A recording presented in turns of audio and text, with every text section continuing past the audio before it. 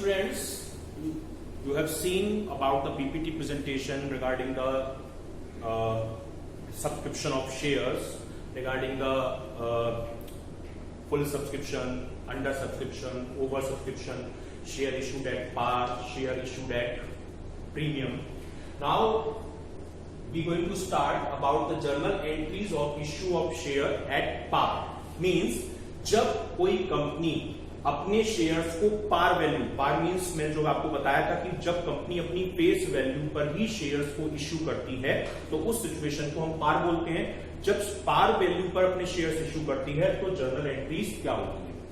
Before this आपको ये पता होना चाहिए कि जो उसकी फेस वैल्यू है,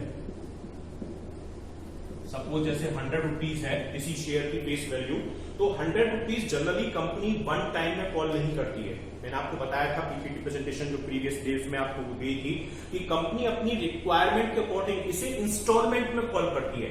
जैसे जैसे कंपनी की इंस्टॉलमेंट रिक्वायरमेंट इंक्रीज होती जाती है, इंस्टॉलमेंट वो कॉल करती जाती है.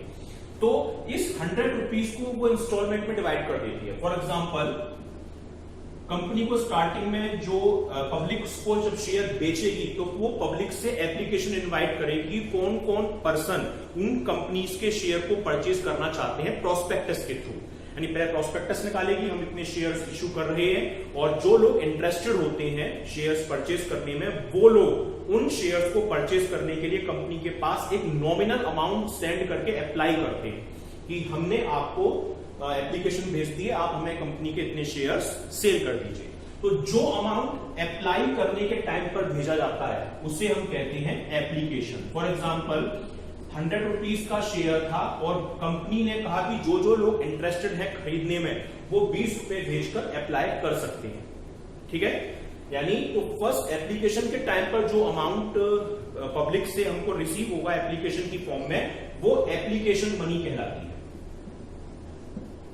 ठीक है, अब लोगों ने अप्लाई कर दिया. अब कंपनी क्या करेगी कि जिन लोगों की एप्लीकेशन आई है उनमें से उन लोगों को वो शेयर्स देगी. ठीक है, कुछ लोगों की एप्लीकेशन रिजेक्ट भी हो सकती है, उनका अमाउंट रिटर्न हो जाएगा, और जिन लोगों की एप्लीकेशन अप्रूव हो जाएगी उनको वो शेयर्स दे देगी. पर एप्लीकेशन अप्रूव होने से पहले एक और नॉमिनल अमाउंट की इंस्टॉलमेंट कॉल करेगी. फॉर एग्जाम्पल लीजिए 30 रुपीज जिन लोगों की एप्लीकेशन एक्सेप्ट हुई थी उनसे कॉल किए गए कि आपकी एप्लीकेशन एक्सेप्ट हो गई है और आप 30 रुपीज भेज के अपने शेयर्स का सर्टिफिकेट आप इश्यू करा सकते हैं. तो जो एप्लीकेशन अप्रूवल के टाइम पर यानी कंपनी शेयर देने के टाइम पर जो अमाउंट दिया जाता है उसे कंपनी कहती है अलॉटमेंट मनी, यानी अलॉटमेंट का अमाउंट कॉल किया जाता है. देन जब कंपनी अपने पब्लिक को शेयर्स दे देगी, वो अपना बिजनेस स्टार्ट कर देगी. फ्यूचर में उसे और अमाउंट की नीड होती है. अभी 100 रुपीज में से 20 और 30 यानी 50 रुपीज वो कॉल कर चुकी है, यानी अभी और 50 रुपीज की वो कॉल कर सकती है. सपोज कीजिए 25 रुपीज की उसे और नीड हुई एक शेयर पर, तो जो अलॉटमेंट के बाद अमाउंट कॉल किया जाता है, मांगा जाता है, उसे कहा जाता है कॉल मनी. अगर इसके बाद भी अमाउंट है तो ये कहलाएगी फर्स्ट कॉल मनी. अगर यही लास्ट है तो ये फाइनल कॉल मनी हो जाएगी. अब देखिए कि आपने 100 रुपीज के शेयर में 20 रुपीज एप्लीकेशन पर, 30 रुपीज अलॉटमेंट पर और 25 रुपीज फर्स्ट कॉल पर कॉल कर लिया, यानी अभी आपने 75 रुपीज कॉल कर लिए.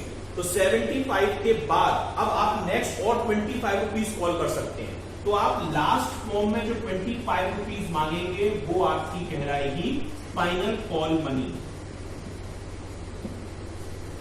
क्लियर? तो यानी इस तरीके से इंस्टॉलमेंट में अमाउंट मांगते, मैं कहने का कि 4 ही कॉल होंगी. अगर और अमाउंट है आप 20 मांग के 5 लास्ट में मांग सकते हैं, जो आपकी लास्ट होगी वो आपकी फाइनल कॉल होगी. ठीक है, तो यानी जो एप्लीकेशन के टाइम पर होगा वो एप्लीकेशन मनी, जो अलॉटमेंट के टाइम पे मांगा जाएगा वो अलॉटमेंट मनी, जो फर्स्ट कॉल के टाइम पे मांगा जाएगा वो फर्स्ट कॉल मनी, और जो लास्ट कॉल के टाइम पे मांगा जाएगा वो लास्ट कॉल मनी. अब इनके बेसिस पर जर्नल एंट्रीज क्या होती है. तो आप देखिए, सबसे पहले मैंने आपको बताया कि कंपनी जो है पब्लिक से एप्लीकेशन का अमाउंट मांगेगी. तो फर्स्ट सिचुएशन किसकी होती है? When company receive application money. इससे पहले प्रॉस्पेक्टस इश्यू करने या किसी भी चीज की कोई ट्रीटमेंट की एंट्री नहीं होगी. जब कंपनी के पास पब्लिक का एप्लीकेशन का अमाउंट आ जाएगा तो उस अमाउंट को हम रिकॉर्ड करेंगे। अमाउंट आया है पब्लिक के पास तो यानी बैंक में इंक्रीज हुआ होगा, तो एंट्री हम पास करेंगे बैंक अकाउंट डेबिट टू। अब देखिए दो टाइप के शेयर होते हैं, ये आप पढ़ चुके हैं, इक्विटी शेयर और प्रेफरेंस शेयर। अब आपने कौन से शेयर इश्यू करे, इक्विटी की करे हैं या प्रेफरेंस करे हैं। अगर आपने इक्विटी शेयर इश्यू करे हैं तो आप लिखेंगे इक्विटी शेयर एप्लीकेशन। अगर आपने प्रेफरेंस शेयर इश्यू करे हैं तो आप लिखेंगे preference share application. Means equity और प्रेफरेंस शेयर एप्लीकेशन अकाउंट। अगर आपको कोई क्वेश्चन में इंडिकेशन नहीं कि इक्विटी है प्रेफरेंस, तो सिंपल आप शेयर एप्लीकेशन अकाउंट लिख सकते हैं। क्लियर? तो फर्स्ट एंट्री होगी bank account debit to equity और प्रेफरेंस शेयर एप्लीकेशन अकाउंट। अब ये रूल होता है कंपनी एक्ट का कि जब तक शेयर अलॉट नहीं हो जाते कंपनी उनको क्या करेगी, एक सेपरेट अकाउंट में ट्रांसफर करेगी और वो अकाउंट कहलाता है share capital account. The transfer of application money to the another account that is called share capital account, ये हमारा नेक्स्ट स्टेप होगा। So the next entry will be transfer of application money to capital account. इसकी entry क्या होगी, इसकी entry होगी जो amount हमें रिसीव हुआ है शेयर कैपिटल का, इक्विटी और preference share application account debit और टू इक्विटी और प्रेफरेंस शेयर कैपिटल अकाउंट। यानी जो अमाउंट इस एंट्री में आपको रिसीव हुआ है वही अमाउंट आप यहां पर ट्रांसफर कर देंगे। Means transfer of application money to the share capital account. तो फर्स्ट वो एंट्री होगी आपकी एप्लीकेशन मनी रिसीव होने की, और सेकेंड एंट्री होगी आपकी एप्लीकेशन मनी के ट्रांसफर होने की। कहां पर? वो ट्रांसफर होने की एंट्री आप करेंगे शेयर कैपिटल अकाउंट में। Now the next one is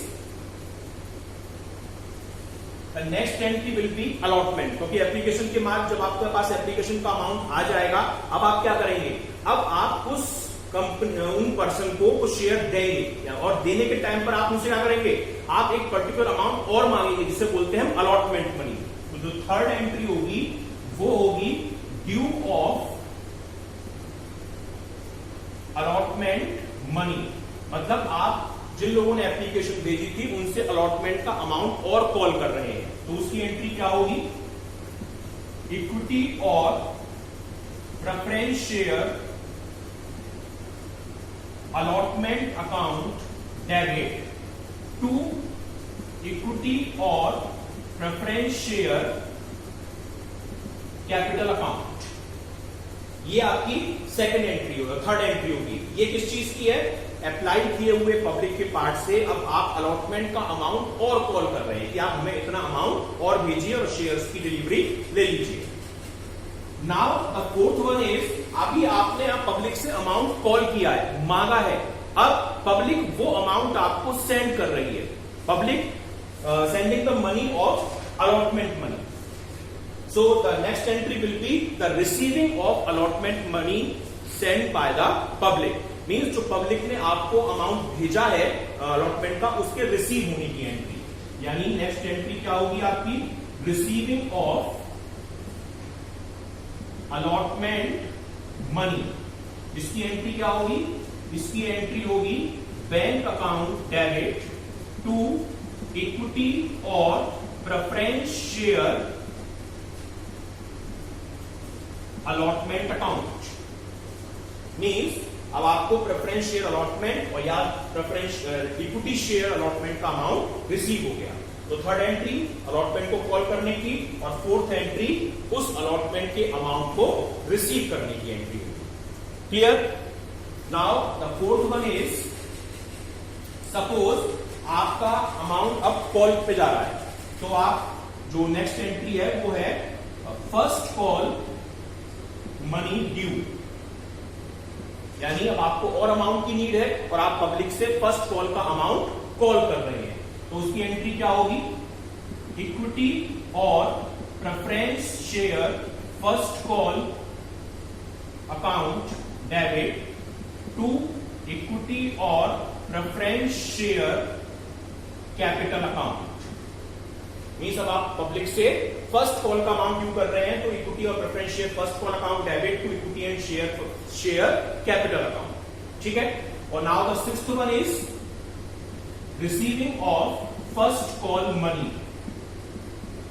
अब आपको फर्स्ट कॉल मनी का अमाउंट रिसीव हो रहा है, तो उसकी एंट्री आप क्या करेंगे, bank account debit to equity और preference share first call account, यानी आपको फर्स्ट कॉल का अमाउंट रिसीव हो गया। Now the last one is, अब आप फाइनल कॉल का अमाउंट मांग रहे हैं, यानी जो लास्ट कॉल है वो आपकी फाइनल कॉल कहलाती है। तो यानी आप कर रहे हैं फाइनल कॉल को ड्यू, यानी due of final call money, यानी आपने फाइनल कॉल के अमाउंट को ड्यू किया, कॉल किया, तो उसकी एंट्री क्या होगी, इक्विटी और preference share, equity and preference share final call account debit to equity और preference share capital account.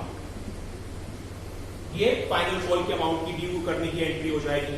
Now public अब आपको फाइनल कॉल का अमाउंट सेंड कर रही है, यानी आपको रिसीव हो रहा है, तो receiving of final call money, यानी आपको फाइनल कॉल का अमाउंट रिसीव हो रहा है, तो उसकी एंट्री क्या होगी, bank account debit to equity और preference final call account. Clear, यानी ये आपके ड्यू करने की एंट्री है, equity share final call account debit to equity share capital account, और रिसीविंग की एंट्री क्या होगी, bank account debit to equity और preference share final call account. So these are the journal entries when company issued its share at par value, यानी same price पे जब अपनी company share issue करती है तो इंस्टॉलमेंट वाइज ये सारे शेयर्स की एंट्री आप पास करेंगे। अब आप इसका एक पीपीटी प्रेजेंटेशन देखिए।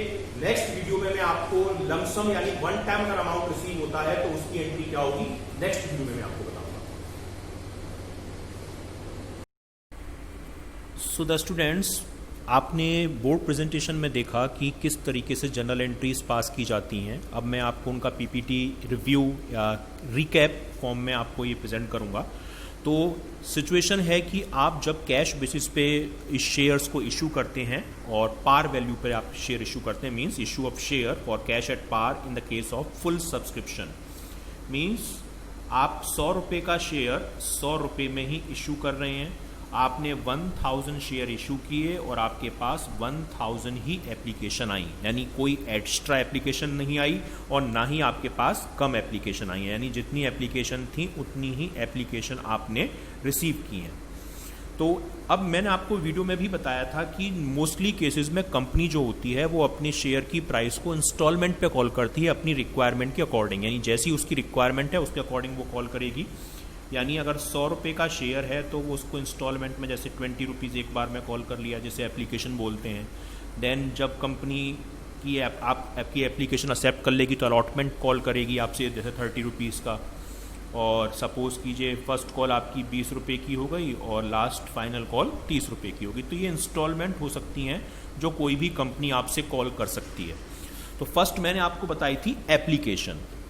जब आप शेयर इशू करते हैं तो कंपनी आपसे एप्लीकेशन मांगती है कि आप हमारे लिए शेयर खरीदने के लिए अप्लाई करें, और अप्लाई करने के साथ एक पर्टिकुलर अमाउंट सेंड करें जितने शेयर आप खरीदना चाहते हैं।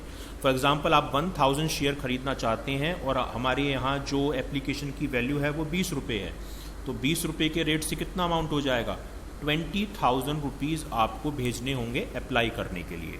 तो कंपनी को वो अमाउंट रिसीव होगा, तो जनरल एंट्री क्या पास होगी, कंपनी को वो अमाउंट रिसीव हो रहा है तो बैंक अकाउंट डेबिट और टू इक्विटी और प्रेफरेंस शेयर एप्लीकेशन।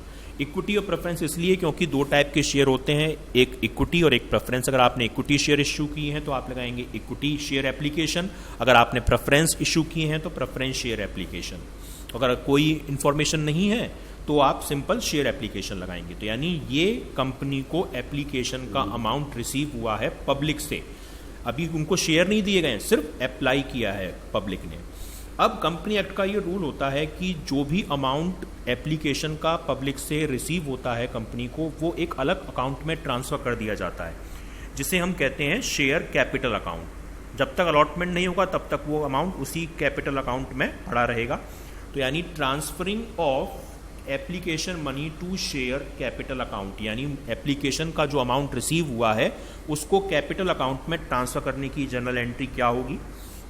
उसकी एंट्री होगी कि इक्विटी और preference share application account debit to equity and share capital और प्रेफरेंस शेयर कैपिटल, जो भी आपके शेयर हैं। मीन्स जो एप्लीकेशन का अमाउंट सपोज कि 20,000 आपको रिसीव हुआ था, तो वही 20,000 रुपीज़ आप यहाँ पर ट्रांसफ़र कर देंगे। ठीक है, जैसे 1,000 आपने शेयर इशू किए, एप्लीकेशन की जो वैल्यू थी वो 20 रुपये थी, तो यानी आपको 20 रुपये के रेट से 1,000 शेयर पे 20,000 रुपये आए होंगे, तो आपने एंट्री की होगी bank account debit to share application, और वही अमाउंट से आप सेकंड एंट्री में वो अमाउंट ट्रांसफ़र कर देंगे शेयर कैपिटल अकाउंट में। अब कंपनी क्या कर रही है, आपकी एप्लीकेशन उसने एक्सेप्ट कर ली और वो आपको शेयर दे रही है, और शेयर देने की प्रोसेस कहती हैं अलॉटमेंट को। पर शेयर देने से पहले वो आपसे एक और नॉमिनल अमाउंट चार्ज करेगी, जिसे हम बोलते हैं हम अलॉटमेंट मनी। तो कंपनी आपको शेयर देने से पहले अलॉटमेंट का वो अमाउंट कॉल करेगी, आपसे मांगेगी, जिसे बोलते हैं making due of allotment money, यानी अलॉटमेंट मनी को ड्यू करना, पब्लिक से कॉल करना। सपोज कीजिए आप 1000 शेयर इशू कर रहे हैं और 1000 वालों की एप्लीकेशन आपने एक्सेप्ट कर ली। अब आप उनको कह रहे हैं कि अगर आप शेयर चाहते हैं, आपकी एप्लीकेशन एक्सेप्ट हो रही है, तो 30 रुपये के रेट से आप हमको और अमाउंट भेज दीजिए, तो हम आपको शेयर दे देंगे। तो 30 रुपये के रेट से 1000 शेयर पे कितना अमाउंट और आपको चाहिएगा? 30,000। तो आप 30,000 की पब्लिक से कॉल कर रहे हैं, तो उसकी एंट्री क्या होगी? Equity preference share capital account debit to preference share allotment account. Sorry, ये थोड़ा मैंने अमाउंट जो है एंट्री अपोजिट हो गई है, ये लेफ्ट और ये ऊपर की तरफ आएगी, यानी इक्विटी शेयर एप्लीकेशन अकाउंट में यहाँ पे रख देता हूँ, यहाँ पे इसको काट देता हूँ, ये भी equity share and allotment account debit और टू इक्विटी शेयर कैपिटल। ठीक है, यानी ये आपकी एंट्री पास हो जाएगी। इक्विटी शेयर अलॉटमेंट आप मांग रहे हैं और उसे शेयर कैपिटल से आप चार्ज करेंगे, कितने अमाउंट से? 30,000 से। अब आप क्या करेंगे कि उस अमाउंट को आप पब्लिक से रिसीव करेंगे, पब्लिक आपको भेज रही है और आप उस अमाउंट को पब्लिक से रिसीव कर रहे हैं। तो नेक्स्ट एंट्री क्या होगी? Receiving of allotment money from public, public से वो अमाउंट आपको रिसीव हुआ। 1000 शेयर पर 30 रुपये के रेट से आपने कितना अमाउंट कॉल किया था पिछले एंट्री में? 30,000, और ये पब्लिक आपको भेज दे रही है। तो एंट्री क्या होगी? Bank account debit to equity share allotment account और प्रेफरेंस शेयर अलॉटमेंट अकाउंट, और 30,000 से ये अमाउंट आप चार्ज करेंगे। बैंक आपके पास अमाउंट आ रहा है तो बैंक डेबिट होगा, और किस चीज़ का आ रहा है? अलॉटमेंट का अमाउंट आ रहा है, तो एंट्री क्या होगी? इक्विटी और प्रेफरेंस शेयर अलॉटमेंट। अब कंपनी ने आए हुए अमाउंट से बिजनेस किया, फ्यूचर में उसे और अमाउंट की नीड फील हुई, तो वो पब्लिक से और अमाउंट मांगेगी। अलॉटमेंट के बाद जो अमाउंट मांगा जाता है उसे हम कहते हैं कॉल मनी, यानी कॉल करना। ये भी 2 इंस्टॉलमेंट में हो सकती है। पहली बार जो अलॉटमेंट के बाद पैसा मांगा जाएगा उसे हम बोलते हैं फर्स्ट कॉल, ठीक है। और अगर और हमें चाहिए तो हम दोबारा मांगेंगे और पैसा मांग सकते हैं, वो कहता है हम उसको सेकंड कॉल। यानी जैसी भी कॉल है उसके अकॉर्डिंग होगा। जैसे सपोज कीजिए 1000 हमने शेयर इशू किए थे, 30 और 20 हम मांग चुके हैं, अब हम मांग रहे हैं उनसे 40 रुपये की फर्स्ट कॉल, तो 40,000 रुपये हमको चाहिए, तो हम पब्लिक से वो अमाउंट कॉल कर रहे हैं। तो एंट्री क्या हो जाएगी? Equity share preference share call account debit to equity share capital account. अगर ये फर्स्ट कॉल है तो यहाँ पे आप लिख देंगे फर्स्ट कॉल अकाउंट, अगर ये सेकंड कॉल है तो आप यहाँ पे लिख देंगे सेकंड कॉल अकाउंट। तो यानी जो भी आपकी कॉल होगी फर्स्ट और सेकंड, वो आप यहाँ पे कॉल करेंगे। तो एंट्री क्या हो जाएगी? इक्विटी और preference share capital, equity and preference share first call account debit to equity share और preference share capital account. 40,000 rupees से आप इसको करेंगे अगर 40 रुपये की कॉल है। अब आपने वो अमाउंट कॉल किया था, वो पब्लिक से आपको रिसीव हो रहा है, तो तो रिसीव होने के लिए आप क्या करेंगे, for receiving of call money, तो bank account debit to equity preference share call money. First है तो यहाँ पे फर्स्ट लिख देंगे, सेकंड है तो आप यहाँ पर सेकंड लिखेंगे, जो भी कॉल होगी उसके अकॉर्डिंग एंट्री आप पास करेंगे। अगर ये फर्स्ट कॉल है तो सेकंड कॉल की आप एंट्री सेम वे में आप पास करेंगे। तो ये आपकी कुछ जर्नल एंट्रीज हैं जो आपको एंट्री पास करनी है। किस केस में, जब आप इंस्टॉलमेंट में अमाउंट मांगते हैं। मैंने यहाँ पे डैश इसलिए लिख दिया है क्योंकि अगर ये सेकंड कॉल और मांग रहे होंगे तो एंट्री यही होगी, बस ब्लैंक वाली स्पेस पर फर्स्ट की जगह पर सेकंड कॉल आ जाएगा। और या अगर वो लास्ट है तो आप उसे फाइनल कॉल भी लिख सकते हैं। जो भी आपकी लास्ट या सबसे आखिरी की कॉल होगी वो क्या कहलाएगी, वो आपकी कहलाएगी फाइनल कॉल, आप उसे फाइनल कॉल बोलेंगे।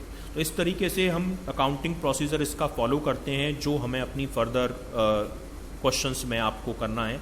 अब आपके लिए इसका एक क्विक रिव्यू आपको मैंने प्रेजेंट किया बोर्ड फॉर्म में भी और पीपीटी प्रेजेंटेशन में भी।